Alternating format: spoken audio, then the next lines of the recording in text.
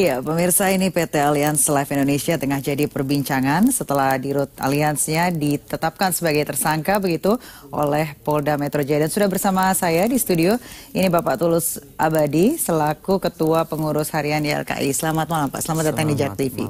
Pak, ini melihat bahwa kasus dari ini, YLKI sendiri melihat seperti apa sih Pak?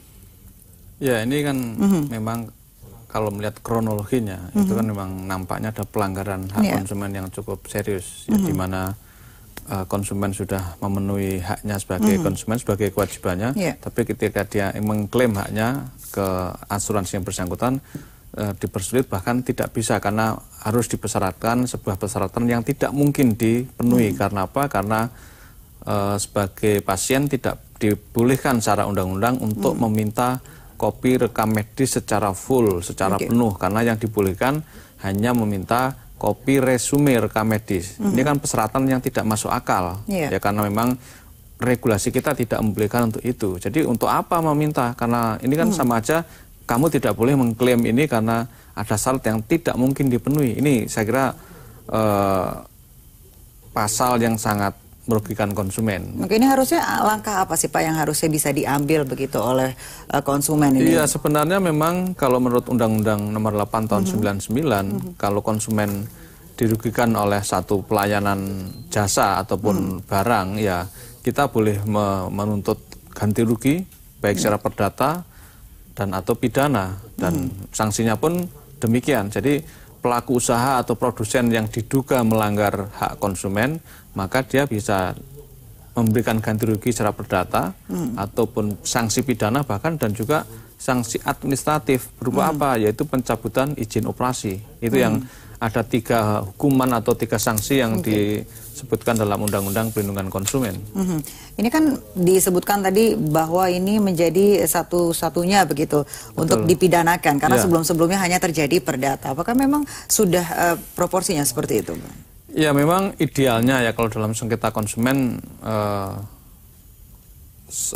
sengketa perdata, kalau bisa jangan sampai masuk ke pidana. Nah, ini yang sering terjadi seperti itu, dan bahkan perdata pun jangan sampai ke pengadilan negeri misalnya, tapi ada sengketa yang bisa diselesaikan lewat misalnya Badan Penyelesaian Sengketa Konsumen. Tapi saya kira ini hak konsumen untuk melakukan langkah apapun sepanjang dia dijamin dalam undang-undang, dalam hal ini adalah Undang-Undang Perlindungan Konsumen. Ya, karena namanya undang-undang pasti ada sanksi pidana yang diterapkan bagi yang melanggar, apakah dia produsen atau bahkan konsumen.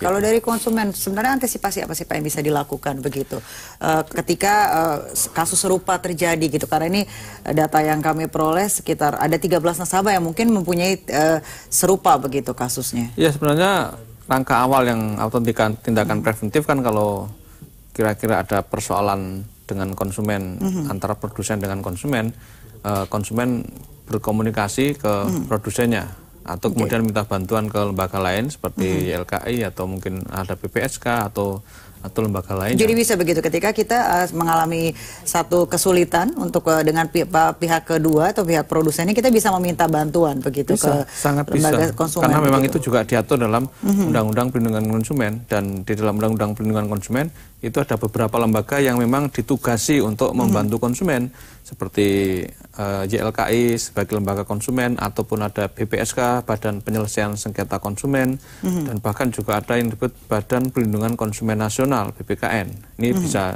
dimintai bantuan untuk melindungi konsumen. Nah, dalam hal pidana tentu ini ranah polisi, dan itu memang dijamin dalam Undang-Undang Perlindungan Konsumen, gitu. Termasuk ke pemerintah apa? Pencabutan izin operasi dari perusahaan yang bersangkutan, misalnya soal makanan yang punya kewajiban mencabut, misalnya Badan POM atau Dinas Kesehatan dan lain-lain. Pak Tulus, ini kalau misalkan sudah terjadi begitu kasus seperti ini dan sekarang sudah dibawa di ranah kepolisian, sudah dilanjutkan ke penyelidikan, jika dari pihak aliansinya sendiri membayarkan begitu, apakah sudah bisa selesai begitu saja atau masih akan tetap dilanjutkan? Secara hukum tidak bisa. Karena apa? Karena kalau ada 2 ranah perdata, ya perdatanya selesaikan dengan dia membayar ganti rugi kepada nasabahnya atau konsumennya. masalah pidana lain lagi harus diselesaikan karena sudah kadung masuk ke dalam ranah pidana, kecuali nanti polisi menemukan hal-hal lain atau ada katakanlah gugatan peradilan atau apapun yang juga dalam koridor pidana. Ini kan dua hal yang berbeda gitu. Pak, kalau dari segi konsumennya sendiri, perlindungan hak dari konsumen sendiri, kalau dari kasus ini selain ini apakah ada lagi yang dilanggar begitu oleh asuransi? Ya begini, memang kalau di YLKI kan YLKI juga menerima banyak pengaduan termasuk pengaduan asuransi. Nah, dari pengaduan asuransi yang masuk itu 53% konsumen yang mengklaim kepada perusahaan asuransi itu ditolak. Begitu ya. Ditolak dengan berbagai karakter dan alasan ya. Itu tidak alasan seperti ini tapi alasannya macam-macam, bisa aja alasannya karena memang sesuai dengan aturan atau mungkin sesuai dengan polis yang ada dan juga hal-hal lain. Masih bersama kami di Ada Berita, pemirsa, masih bersama Pak Tulus Abadi dari Ketua Pengurus Harian YLKI. Pak, kalau tadi sebelum jeda kita sempat membahas ada beberapa konsumen yang memang mengkomplain yang sama begitu Pak. Itu apa sih langkah yang dilakukan oleh YLKI sendiri begitu? Ya kan YLKI kalau menerima pengaduan kita tangani dengan cara administratif dulu atau kemudian kita mediasikan kalau perlu mediasi. Nah kalau kemudian mentok karena tidak ada titik temu, deadlock atau apa, kita arahkan ke lembaga-lembaga tertentu yang berkompeten, termasuk ke kepolisian sekalipun atau dia mau ke pengadilan. Ya, karena kan YLKI misalnya tidak mendampingi sampai ke pengadilan negeri atau ke polisi, kita arahkan. Ini karena sudah mentok mediasi antara konsumen dengan produsen atau pelaku usaha, kita arahkan untuk mediasi. Atau ada lembaga lain yang juga menangani misalnya soal asuransi. Sebenarnya soal asuransi itu ada lembaga yang namanya BMAI, Badan Mediasi Asuransi Indonesia. Ini tugasnya memang menyelesaikan sengketa antara nasabah atau konsumen asuransi dengan perusahaan asuransi. Khusus komplainan asuransi begitu asuransi. Ya Pak? Gitu. Pak, ini kalau dari kasus, kembali ke kasus Allianz sendiri ini, apakah yang sebenarnya dilakukan sudah pada seperti yang tertulis di kontrak begitu Pak, atau polis yang diajukan? Karena kan awalnya biasa kita ditawarkan yang manis-manis begitu kan? Saya belum membaca detail kasus itu dan atau kontraknya seperti apa, tapi memang inilah titik lemah ketika di satu sisi kan memang konsumen asuransi itu mengalami, mayoritas itu mengalami asimetri informasi. Jadi tidak paham apa yang ada di produk itu ataupun perjanjian-perjanjiannya yang rumit, kecil dan kita nggak memahaminya. Kalaupun membaca, kita juga belum tentu tahu terminologinya. Jadi ketika kita mengapply sebuah asuransi sebenarnya ya agak risiko tinggi. Kalau di kemudian hari kita ada masalah kemudian akan klaim, ternyata ada pasal-pasal yang sangat rumit dan sangat merugikan kita dan kita tidak bisa mengklaim. Ini yang kemudian tadi di polisi kasusnya ada pelanggaran pasal 18 yaitu pasal larangan klausula baku di dalam perjanjian. Nah, itu yang kemudian mungkin dilakukan oleh Allianz yang mencantumkan pasal tertentu yang kemudian konsumen tidak bisa mengklaim dan itu pelanggaran karena itulah yang dilarang di dalam Undang-Undang Perlindungan Konsumen, mencantumkan pasal klausula baku yang kemudian merugikan konsumen di kemudian hari. Nah, ini harap konsumen kalau ada transaksi khususnya misalnya asuransi atau perbankan atau apapun yang terkait dengan perjanjian keperdataan konsumen dengan produsen, seideal mungkin bisa membaca itu isinya apa. Kalau tidak, minta pendampingan ke yang lebih tahu.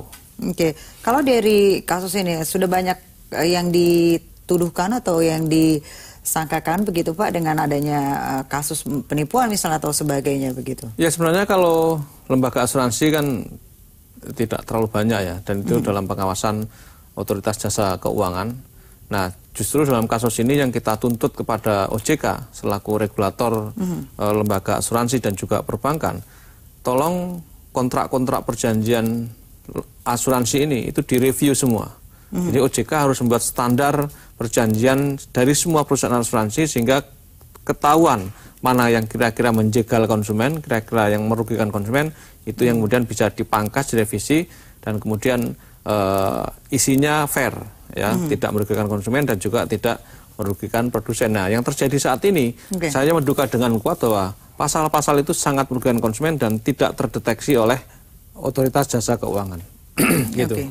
Sejauh ini pengawasan untuk konsumen sendiri dari YLKI seperti apa sih, Pak? Iya, pengawasan di YLKI kan sifatnya komplementer. Jadi kalau ada konsumen yang mengadu, baru kita bisa dampingi, ataupun kita menemukan pengaduan apakah di media massa ataupun kita melalui survei, nah baru kemudian kita bisa melakukan itu. Tapi tugas-tugas utama dari lembaga berkompeten itulah yang harus memonitor itu. Oke, kalau dari kasus ini, apa langkah ke depan yang akan dilakukan begitu dari YLKI sendiri? Ya sebenarnya ini yang nanti akan kita pelajari bukan hanya soal kasuistik ini kan kasuistik sedang proses hukum, biarkan itu berjalan sesuai dengan koridor yang berlaku secara pidana ataupun perdata. Yang langkah ke depan sebagai tindakan preventif adalah bagaimana perjanjian asuransi ini, kontrak-kontraknya tidak merugikan konsumen atau calon nasabah dengan cara mereview seluruh kontrak-kontrak perjanjian dari semua asuransi yang ada, baik komersial maupun mungkin sosial, dan OJK selaku regulator inilah yang harus kita tuntut untuk melakukan itu. Begitu. Ya, karena ini problematiknya adalah problem yang sifatnya sistemik gitu ya, agak rumit gitu. Oke, jadi ini bagi konsumen begitu ya, harus bisa dilakukan ada preventifnya juga, dan juga akan ada langkah antisipasinya karena juga. Karena biar tidak terjadi korban berikutnya. Kan secara ekstrim kan begini, ketika kita akan di-approach oleh suatu lembaga asuransi, apakah swasta atau pemerintah, itu kan begitu berbuih-buihnya kan, begitu mewahnya dan segala macam, Anda punya hak ini, A, B, C, D, preminya hanya sekian, tapi ketika kita mau klaim itu susah. Merasa dijebak begitu ya, Pak. Ada jebakan Batman di dalam perjanjian itu. Baik, Pak Tulus, terima kasih nih informasinya untuk membuat kami lebih jeli begitu ya melihat kontrak. Terima kasih atas waktunya bersama kami di JAK TV.